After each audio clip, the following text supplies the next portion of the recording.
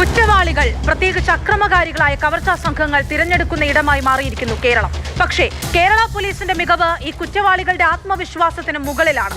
എവിടെ പോയാലും പിന്നാലെ എത്തി പിടികൂടി കൊണ്ടുവരും. കുറച്ചു ദിവസങ്ങൾക്ക് മുൻപ് തൃശൂർ സിറ്റി പോലീസിന്റെ അതിഗംഭീര അന്വേഷണം കണ്ടതാണ്. തമിഴ് സിനിമ തീരൻ മോഡലിൽ മണ്ണുത്തിയിൽ നടന്ന കവർച്ച, പിന്നിൽ രാജസ്ഥാൻ കേന്ദ്രീകരിച്ചുള്ള കവർച്ചാ സംഘം.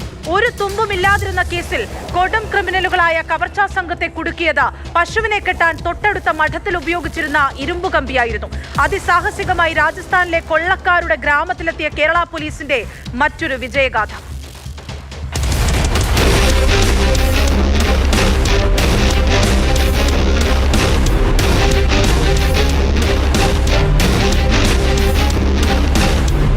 തൃശൂർ മണ്ണുത്തിയിൽ ഗൃഹനാഥനെ ബന്ദിയാക്കി 47 പവനാണ് ട്രക്കുകളിൽ കറങ്ങി നടന്ന മോഷണം നടത്തുന്ന സംഘം കവർന്നത്. കവർച്ച നടന്ന വീടിന്റെ പരിസരത്ത് ഒരു CCTV ക്യാമറ പോലും ഉണ്ടായിരുന്നില്ല. പ്രതികളെക്കുറിച്ച് ഒരു വിവരവും കിട്ടിയില്ല. എന്നിട്ടും തൃശൂർ സിറ്റി പോലീസ് പ്രതികളെ ദിവസങ്ങൾക്കുള്ളിൽ പിടികൂടി.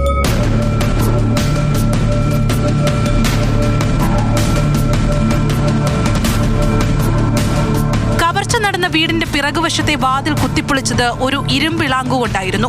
അതെവിടെ നിന്നാണ് ലഭിച്ചതെന്ന് പരിശോധിച്ചപ്പോൾ വീടിന് അല്പം മാറിയുള്ളൊരു മഠത്തിൽ പശുവിനെ കെട്ടിയിരുന്നതാണ് എന്ന് പോലീസ് കണ്ടെത്തി. ആ പരിസരത്ത് ഒരു CCTV ഉണ്ടായിരുന്നു.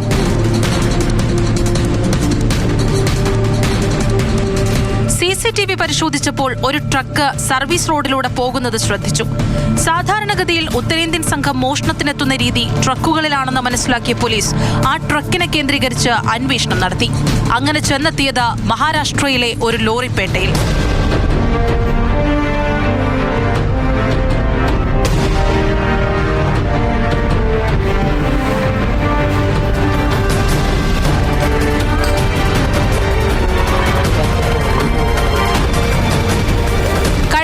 അറസ്റ്റിലായ 2 പേരെ അവിടെ നിന്നാണ് കിട്ടിയത്.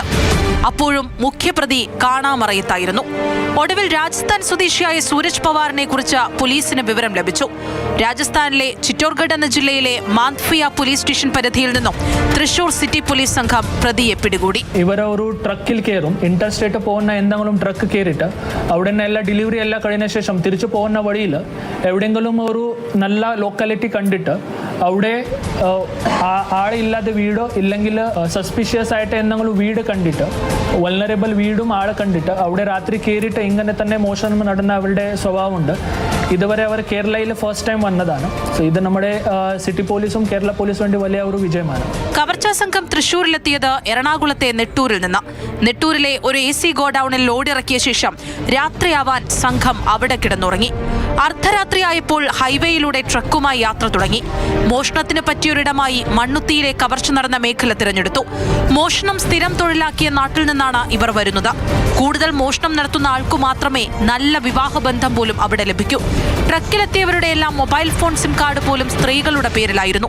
തീരൻ എന്ന തമിഴ് സിനിമയിൽ കണ്ട പോലെ ശരിക്കും ഒരു കൊള്ളക്കാരുടെ ഗ്രാമം.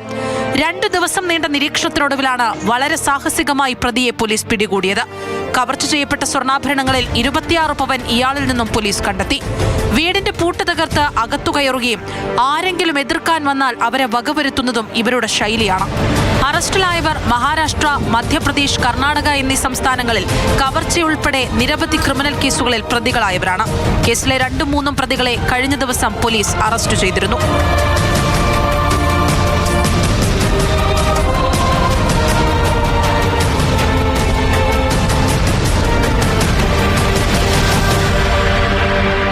മാതൃഭൂമി ന്യൂസ്, തൃശൂർ.